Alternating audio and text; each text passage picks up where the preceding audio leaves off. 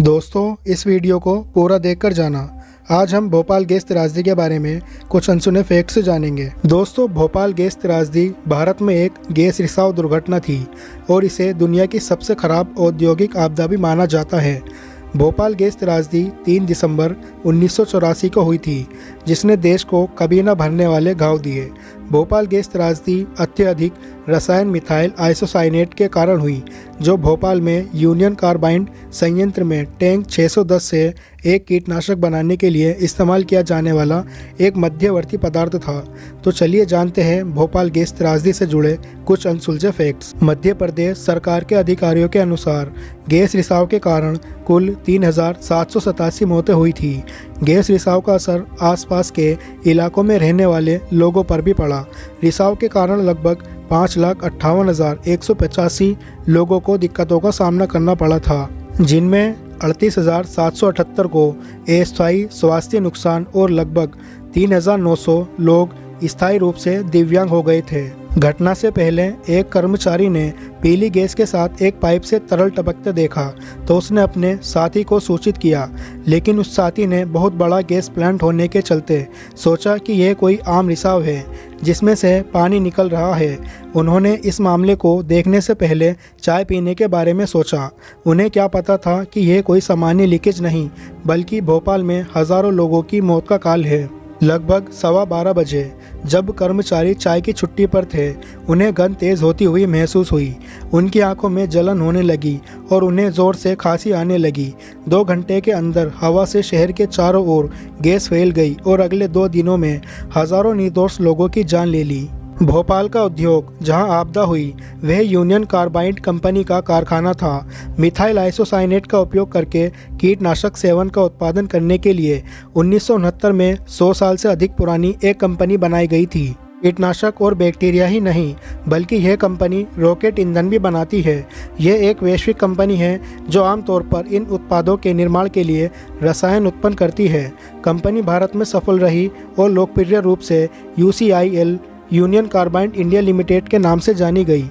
भारतीय निवेशकों के पास इसकी 49% हिस्सेदारी थी और यहाँ तक कि सरकार के पास भी इस कंपनी का स्वामित्व है। यह लगभग 1 बजे का समय था जब प्लांट में मौजूद सभी लोगों ने महसूस किया कि अब स्थिति नियंत्रण से बाहर हो गई है।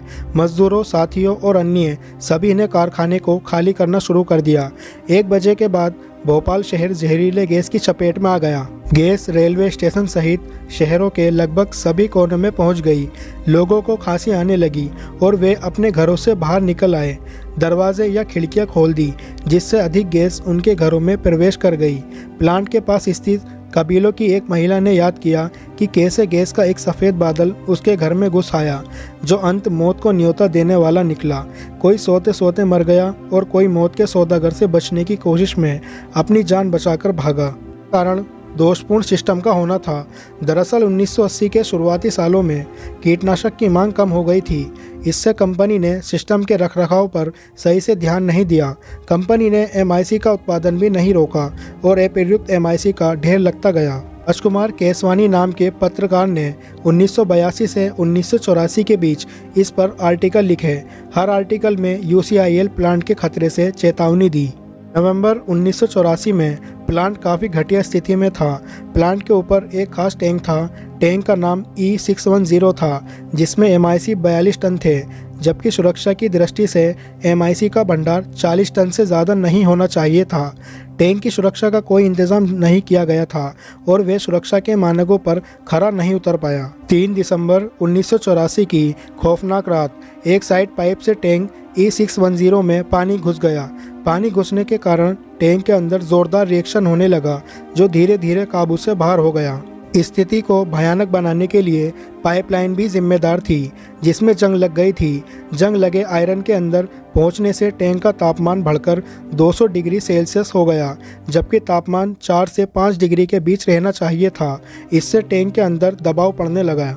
टैंक पर इमरजेंसी प्रेशर पड़ा और 45 से 60 मिनट के अंदर 40 मीट्रिक टन MIC का रिसाव हो गया। टैंक से भारी मात्रा में जहरीली गैस बादल की तरह पूरे इलाके में फैल गई। गैस के उस बादल में नाइट्रोजन के ऑक्साइड, कार्बन डाइऑक्साइड, मोनोमेथैल्मीन और अन्य कई गैस शामिल थी। जहरीले बादल के चपेट में भोपाल का पूरा दक्षिण पूर्वी इलाका आ गया। गैस के संपर्क में आने पर आसपास में रहने वाले लोगों को घुटन, आंखों में जलन, उल्टी, पेट फूलने, सांस लेने में दिक्कत जैसी समस्याएं होने लगी। कम लंबाई वाले आदमी और बच्चे इससे ज़्यादा प्रभावित हुए। लोगों ने भागकर जान बचानी चाहिए, लेकिन तब भी गैस की बड़ी मात्रा उनके शरीर में प्रवेश कर गई। अगले दिन हजारों लोगों की मौत हो चुकी थी। लोगों का सामूहिक रूप से दफनाया गया और अंतिम संस्कार किया गया। कुछ ही दिन के अंदर 2000 के करीब जानवरों के शव को विसर्जित करना पड़ा। आसपास के इलाके के पेड़ बंजर हो गए। अस्पतालों और स्थायी औषधालयों में मरीजों की भीड़ लग गई। एक समय में करीब 17,000 लोगों को अस्पतालों में भर्ती कराया गया। सरकारी आंकड़ों के मुताबिक तुरंत 2259 लोगों की मौत हो गई थी। मध्य प्रदेश सरकार ने गैस रिसाव से होने वाली मौतों की संख्या 3787 बताई थी। 2006 में सरकार ने कोर्ट में एक हलफनामा दिया। उसमें उल्लेख किया गया कि गैस रिसाव के कारण कुल 5,58,125 लोग जख्मी हुए। उनमें से 38,478 आंशिक तौर पर अस्थायी विकलांग हुए और 39 ऐसे मामले थे जिसमें स्थायी रूप से लोग विकलांग हो गए। समस्या दुर्घटना के समय तक सीमित नहीं थी, बल्कि अब तक उसका असर पड़ रहा है। पैदा होने वाले बच्चों में गंभीर स्वास्थ्य समस्याएं देखने को मिल रही है। इस घटना का मुख्य आरोपी फैक्ट्री के संचालक वॉरेन एंडरसन को बताया गया था। 29 सितंबर 2014 को उसकी मौत हो गई। घटना के तुरंत बाद वह भारत छोड़कर अमेरिका भाग गया था। उसे भारत लाकर सजा देने की मांग की गई थी, लेकिन भारत सरकार एंडरसन को अमेरिका से लाने में सफल नहीं रही। इस वीडियो में बस इतना ही। दोस्तों, वीडियो बनाने में बहुत मेहनत लगती है, तो वीडियो को लाइक किए बिना मत जाना और चैनल को सब्सक्राइब करके बेल आइकन दबा देना, ताकि आने वाली वीडियो की नोटिफिकेशन आपको मिलती रहे।